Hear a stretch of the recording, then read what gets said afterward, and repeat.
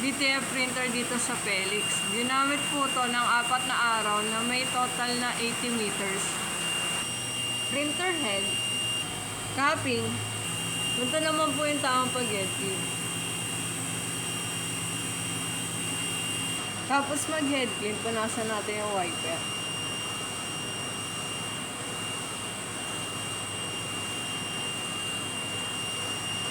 Ito naman po yung tamang pag-nozzle test. Pindutin natin itong nozzle test. Ito naman po yung nozzle test. Ang ink system ay tama lang.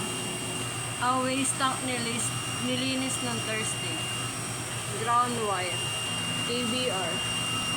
Ito naman po yung in-use supply. Ito naman po yung mga in-use supply.